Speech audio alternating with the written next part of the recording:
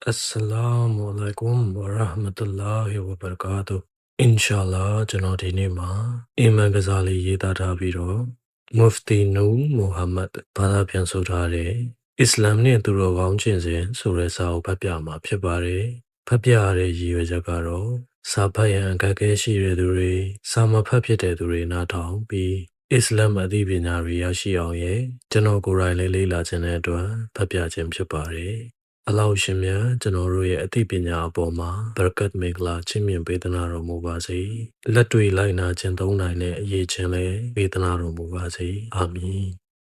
أعوذ بالله من الشيطان الرجيم بسم الله الرحمن الرحيم ဒေါသအမျက်ထွက်ခြင်းဒေါသသည်မီးတော်မီလီယံဖြစ်၍ရင်အားငိမ့်သက်ရန်လိုအပ်၏ဒေါသနှင့်ပတ်သက်၍ဓမ္မတော်မြတ်ကသူရဲကောင်းဟူသည်မှာနဗန်းသက်ရင်ရန်သူအားမြေကြီးပုံလဲကျအောင်ထိုးသက်နိုင်သူမဟုတ်ပဲအမှန်တကယ်သူရတ္တိနှင့်ပြည့်စုံသူမှာဒေါသထွက်ခြင်းတွင်ရင်ဒေါသကိုလဲချသူအနိုင်ရသူပင်ဖြစ်၏ဟုမိန့်တော်မူခဲ့၏သွားဗရာနိချံဘိုင်ဟကိချံသတိပြုသင်သည်မှာမုတ်ခဲသည်ပြားရည်ကိုဖျက်ဆီးတကယ်သို့ဒေါသသည်လည်းအီမန်ယုံကြည်မှုကိုဖျက်ဆီး၏ဒေါသသည်ဘေးဆိုးတစ်မျိုးဖြစ်၏အချင်းချင်းခိုက်ရန်ဖြစ်ခြင်းဇေယီတိုင်းထွာခြင်းငင်းခုန်ခြင်းစာသည်ကိုနာအကုသိုလ်များသည်ဒေါသကြောင့်ပင်ဖြစ်၏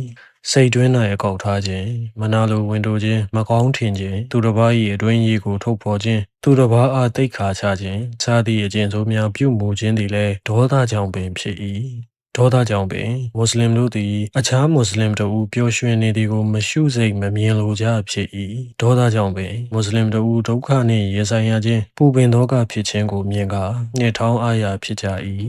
ဤသည်တို့မှာပျက်စီးစေမည့်အကုသိုလ်များပင်ဖြစ်၏ဒေါသကိုကုစားနေဒေါသကိုကုစားနေမှာအောက်ပါအတိုင်းနှစ်မျိုးရှိ၏တေပထမကုစားနေမှာဒေါသကိုပပျောက်စေရန်ကြိုးပမ်းခြင်းဒေါသကိုပပျောက်စေရန်လေ့ကျင့်ခြင်းဖြစ်၏ပပျောက်အောင်ပြုခြင်းဟူသည်မှာဘယ်သောအခါမှဒေါသမထွက်အောင်ပြုခြင်းမဟုတ်ပဲဒေါသ၏အရင်းအမြစ်ကိုခြံထားပြီးကာဖာများနှင့်ဂျေဟတ်တရားသောစစ်ပွဲဆင်နွှဲရာတွင်အသုံးချရန်ရှိနေရမည်သူယုံမှများဘေဒအတ်တရားတည်ထွင်သူများရှရီယတ်တရားတော်ကိုသွေးဖီဆန့်ကျင်သူများကိုခြေပရန်တွန်းလှန်ရန်ဒေါသသည်မရှိမဖြစ်လိုအပ်၏ဒေါသကိုဖန်ဆင်းသည့်ရည်ရွယ်ချက်မှာအထက်ပါမတရားသည့်ကိစ္စရပ်များကိုတွန်းလှန်ဖယ်ရှားရန်ဖြစ်၏ဒေါသကိုပပျောက်အောင်ပြုရမည်ဟူသည့်အချက်မှာဒေါသကိုအသိဉာဏ်ဖြင့်ချရီယတ်တရားတော်နှင့်ကိုက်ညီစွာထိန်းချုပ်အသုံးပြုခြင်းကိုဆိုလိုသည်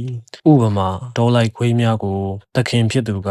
လိုက်တော်ဟုဆိုလျက်လိုက်ပြီးသားကောင်ကိုဖမ်းဟုဆိုလျင်ဖမ်းလိရှိ၏ဤသို့သခင်ကမခိုင်းလျင်တနေရာတွင်ထိုင်နေတတ်၏ထိုနည်းတူဒေါသကိုချုပ်ကင်ထားသင့်၏ရှရီယတ်တရားတော်ကစိတ်ခိုင်းအမိန်ပေးသည့်နေရာမျိုးတွင်ဒေါသကိုထွက်စေပြီးမလိုအပ်ပါကဒေါသစိတ်ကိုတည်ငြိမ်အေးဆေးစွာရှိနေစေသင့်သည်ဒေါသကိုရင်ပါအောင်ပြုနေဒေါသကိုရင်ပါအောင်ပြုနည်းမှာစိတ်ရိုင်းကိုထိန်းချုပ်ရမည်တီးခံခြင်းတရားကိုလက်ကင်ထားရမည်တီးခံသည့်အကျင့်ကိုမွေးရမည်ဒေါသဖြစ်စေမည်အဖြစ်အပျက်နှင့်ကြုံတွေ့သည့်အခါစိတ်ရိုင်းကိုထိန်းချုပ်ရမည်ဒေါသမပေါက်ကွဲစေရဤသို့ကြိုးစားခြင်းဖြင့်ဒေါသသည်မိမိကြိုးကင်စိတ်ခိုင်းသည့်အတိုင်းလိုက်နာဆောင်ရွက်လိမ့်မည်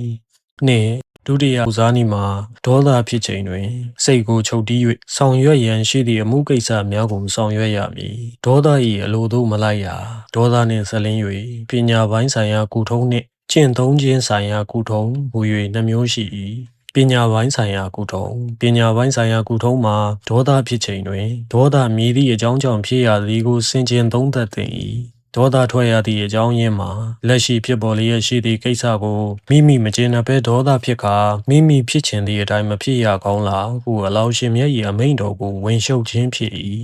ဤသို့ဝင်ရှုပ်ခြင်းမှာအတိညာဉ်မဲ့ခြင်းဟုတ်မဟုတ်ဟူသောအချက်ကိုစဉ်းစားသင့်သည်မိမိဆန္ဒအတိုင်းဇွတ်ဖြစ်စေလိုပြီးအလောင်းရှင်မြတ်၏အမိန့်အတိုင်းဖြစ်ခြင်းကိုလက်မခံနိုင်ခြင်းမှာအတိညာဉ်မဲ့ခြင်းမဟုတ်ပါလားသတိပြုသင့်သည်မှာအလောင်းရှင်မြတ်၏အလိုတော်မတူဘဲမြူမုံတမုံပင်မလုံနိုင်သည့်အချက်ပင်ဖြစ်၏မိမိအနေနဲ့အလောင်းရှင်မြတ်၏အမိန့်တော်များကိုမလိုလားမနစ်သက်၍ကြားဝင်ရှုပ်လျင်လေမြည်သူမျှအကြောင်းမထူးပေ မိမိတွင်ထိုသို့ဂျားဝင်ရှုံနိုင်သည့်အရေးချင်းလည်းမရှိပေဒုတိယစဉ်းစားသင့်သည့်အချက်မှာမိမိဒေါသထွက်နေသူအပေါ်မိမိ၏မြည်သည့်ဝတရားရှိနေသည်မရှိသည်ကို၎င်းအလောင်းရှင်မြတ်နှင့်ပတ်သက်၍မိမိအပေါ်မြည်သည့်ဝတရားရှိနေသည်ကို၎င်းစသည့်အချက်ပင်ဖြစ်၏၎င်းနောက်အလောင်းရှင်မြတ်သည်မိမိအားမြည်သို့မြည်ပုံဆက်ဆံသည်ကို၎င်းမိမိကဒေါသထွက်နေသူနှင့်မြည်သို့ဆက်ဆံလိုသည်ကို၎င်းသုံးသပ်ဝေဖန်သင့်၏စင်စစ်မိမိဒေါသဖြစ်လျက်ရှိသူကိုမိမိပိုင်သည်မဟုတ်မိမိက၎င်းအားဖန်ဆင်းထားသည်လည်းမဟုတ်မိမိက၎င်းအားကြွေးမွေးသည်လည်းမဟုတ်မိမိသည်သာအလောင်းရှင်မြတ်၏လက်အောက်ခံဖြစ်၏မိမိကိုအလောင်းရှင်မြတ်ကပိုင်၏မိမိပေါ်၌အလောင်းရှင်မြတ်၏ကျေးဇူးရှိ၏မိမိဘက်ကနေရောညပါအလောင်းရှင်မြတ်၏အမိန့်ပြညတ်ချက်ပေါင်းမြောက်များစွာကိုချိုးဖျက်နေပြီအလောင်းရှင်မြတ်ကမိမိဝတရားများပြက်ကွက်တော်ညာလေညီသူမြအေးယူတန်ခတ်ခြင်းပြုတော်မမူခြင်းဖြစ်၏အပြစ်တစ်ခုတိုင်းအပေါ်အေးယူတန်ခတ်ကမိမိမြည်သူမြခံနိုင်စွမ်းရှိမည်မဟုတ်ပေစင်စေမိမိကမြည်သူထံမှရစေရယူစေရမရှိပေတို့ရာတွင်မိမိအလိုမကျသည့်အခါဒေါသထွက်ကာသူတစ်ပါးအားအဆုံးစီရင်ဖြစ်ခြင်းစိတ်ပေါ်လာတော့၏အလောင်းရှင်မြတ်၏အမိန့်နာခံခြင်းအလောင်းရှင်မြတ်အားခောက်ဝတ်ကိုးကွယ်ခြင်းထက်မိမိစိတ်ဆန္ဒအကြိုက်လိုက်ဖို့ကပိုအရေးကြီးသလားပိုမိမိကိုမိမိပြန်မေးသင့်၏ကျင့်စဉ်ပိုင်းဆိုင်ရာကုထုံးကျင့်စဉ်ပိုင်းဆိုင်ရာကုထုံးမှာဒေါသထွက်သည့်အခါအာအူဒူဘီလာဟီမီနရှိုင်တွန်ရဂျီမ်ကိုရွတ်ဆိုရင်ရှိုက်သွန်မိစ္ဆာကောင်း၏နောက်ဆက်ဖြည့်ဆည်းခြင်းမှကင်းဝေးရန်စုပန်ရမည်ဘူခါရီကျမ်းမွတ်စလင်ကျမ်းဒေါသသည်ရှိုက်သွန်မိစ္ဆာကောင်း၏နှိုးဆွခြင်းကြောင့်ဖြစ်ပေရာ၎င်း၏နောက်ဆက်ခြင်းမှကင်းဝေးရန်စုပန်ခြင်းဖြင့်ဒေါသ၏အစွမ်းများပပျောက်သွားပေမည်ထိုနည်းတူပင်မိမိ၏လက်ငင်းအခြေအနေကိုပြောင်းလိုက်ရမည်ထိုင်လျက်ရှိပါကလဲလျောင်းလျက်အိတ်လိုက်ရမည်အဘူဒါဝုဒ်ကျမ်းအာဟမတ်ကျမ်းဤသို့ပြုခြင်းဖြင့်ဒေါသပြေပြောက်မသွားပါကဝူသူရေတန့်စင်လိုက်ရမည်ထို့နောက်မိမိ၏မာမာနာများပပျောက်သွားစေရန်မိမိ၏အမွန်မြတ်ဆုံးသောအစိတ်ပိုင်းဖြစ်သည့်ပါပြင်ကိုမြေနှင့်ကပ်ထားလိုက်ရမည်အသည့်ဩဝါဒတော်တွင်လူတို့တောက်သုံး၍မျိုးချသည့်အရာများအနံအလောင်းရှင်မြတ်အနှစ်သက်ဆုံးသောအရာသည်ဒေါသကိုမျိုးချခြင်းပင်ဖြစ်၏ဟူ၍လာရှိ၏အဘူဒါဝုဒ်ကျမ်းအာဟမတ်ကျမ်းတမန်တော်မြတ်ကအကျဉ်မွတ်စလင်တို့သည်မိမိကဒေါသအလျောက်ပြောဆိုအေးယူနိုင်သည့်ဇနီးသားသမီးလက်အောက်ငယ်သားများအပေါ်မိမိ၏ဒေါသကိုချုပ်တီးကာအေးမယူအပြစ်မပေးဘဲနေပါကအလောင်းရှင်မြတ်သည်၎င်း၏နှလုံးသားကိုအီမန်ယုံကြည်မှုနှင့်ငြိမ်းချမ်းသာယာမှုတို့ဖြင့်ဖြည့်ပေးသနာတော်မူ၏ဟုမိန့်တော်မူခဲ့၏တရမီစီကျမ်းတတိပြုရန်မှာမိမိဒေါသကိုချုပ်တီးခြင်းအတွက်မွတ်စလင်တို့သည်ညစ်ပတ်တွင်အိပ်ဆက်အနားမယူဘဲအလောင်းရှင်မြတ်အားအေဘာဒတ်ခဝတ်ကိုးကွယ်သူနေဘတ်တွင်ဆွေယံဥပုပ်ဆောင်ထိန်သူထာဝရအလောင်းရှင်မြတ်အားအေဘာဒတ်ခဝတ်ကိုးကွယ်သူ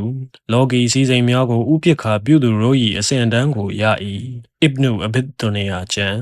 အင်ရှာလာကျွန်တော်နောက်ထပ်တင်မယ့်ဗီဒီယိုမှာမနာလိုဝင်တိုးခြင်းဆိုတဲ့အကြောင်းအရာကိုဖတ်မှာဖြစ်တဲ့အတွက်ကျွန်တော်ရဲ့ channel လေးကို subscribe လေးလုပ်ပြီး